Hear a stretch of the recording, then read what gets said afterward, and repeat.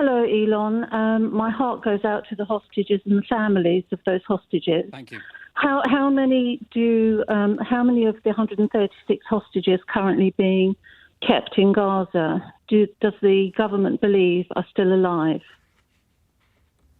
Thank you for your support and sympathy. The hostage issue is a source of incredible pain and frustration for the Israeli people. We're a very small country, so 250 hostages means everyone knows at least someone who had someone stolen from them, and we are sick with worry for the fate of those people still trapped in the Hamas terror dungeons.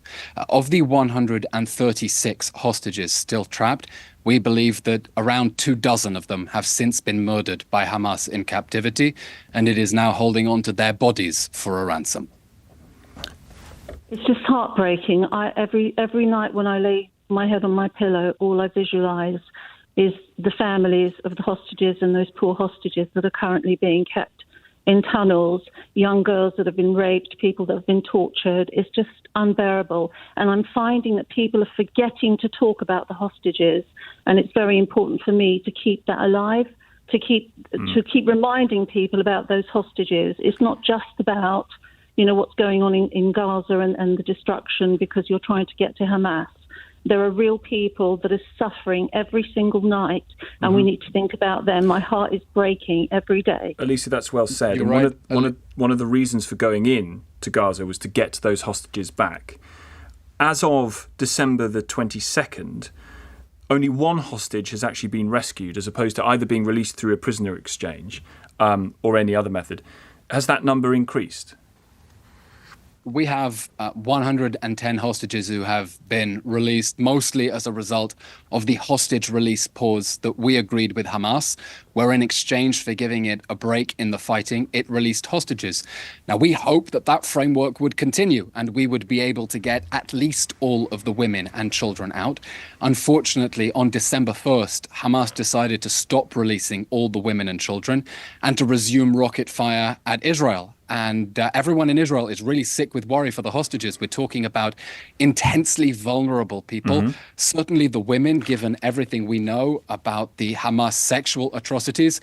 Elderly people without their medication. I spoke just the other day with Rachel Goldberg, an incredibly brave woman who has been lobbying for her son Hirsch, who was abducted from the Nova Music Festival after Hamas death squads threw grenades into a roadside bomb shelter, killed most of the young people there, and blew his, I'm sorry to be too graphic on Drive Time Radio, blew off his left arm from the elbow down.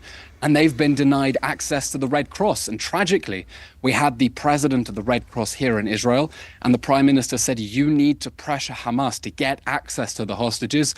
And she shuffled in her seat and said, that's not going to work. And you know what? We don't think that's good enough.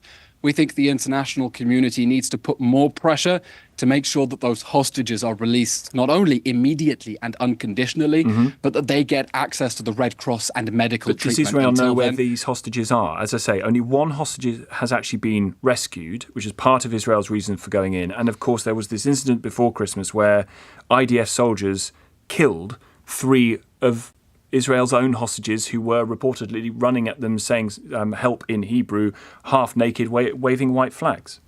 Yeah, really a tragic incident that shocked the whole country. I wish there were an option for the army to swoop in with special forces and grab the hostages, as Israeli special forces have done in the past with hostage crises. Unfortunately, Hamas has spent a very long time preparing for this, and we know that those hostages are either hidden inside tunnels that will be booby-trapped, or, and this is really shocking and is coming out from the survivors of the Hamas terror dungeons, we know that many of the hostages were actually held inside civilians' homes. As difficult as this is to believe, we know that they were being held in ordinary people's houses, and so they're spread out across the Gaza Strip. Hamas is making it very difficult to reach them, and that's why our strategy now is to put unrelenting military pressure on Hamas until it begs for another breather and is willing to release the hostages. Standing by and simply asking nicely or sending Hamas an email to release the hostages was never an option. All right. Elisa, thank you for the call. Dave's in Liverpool. Dave.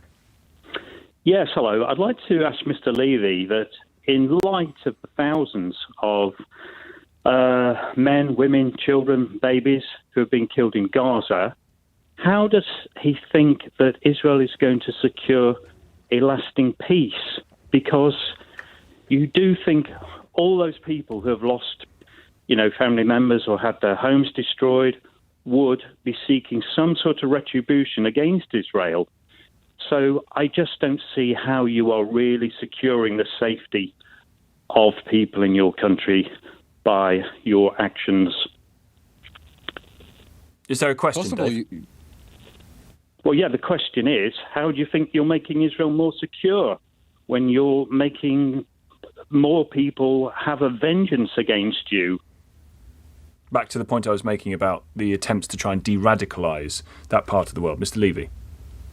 First of all, you're right. The humanitarian situation is deeply upsetting. Every civilian casualty is a tragedy. Civilian casualties are unfortunately a tragic feature of every war, and they're a tragic feature of this war, which Hamas started, which Hamas launched with the October 7th massacre, and is fighting out of densely populated areas where it is deliberately hiding itself under people's homes, schools, and hospitals. And everyone who has been killed would still be alive if Hamas had not started this war, and if Hamas simply surrendered, laid down its arms, handed back the hostages, and allowed us to move towards a future of peace and prosperity. But on October 7th, Hamas invaded Israel. Hamas brutally massacred 1,200 people. They burned whole families alive, and they abducted 250 hostages. And at that point, we faced a choice: to leave the hostages in Gaza, abandon them, and leave in place the terror regime that tells us it wants to do it again. The mission to go and get them destroy... hasn't been a success, has it? If only one hostage has been returned via rescue, it's not been successful as an operation to go in and get them out. We have succeeded in securing the release of 110 hostages as a result of the military pressure that we placed on Hamas. And what we are doing now is destroying the Hamas terror state so it cannot hurt our people again. Because the sad fact is, we want this war to be over. We want it to go away, and we want all of our friends who are in reserves, and there are parents in this country who can't sleep because their children have left their ordinary day jobs or in reserves. We want them home, but we know that this war can't end until Hamas is destroyed, because otherwise Hamas will attack us again, as it tells us repeatedly that it wants to do. We're in a situation now where there are no good options, only less bad options.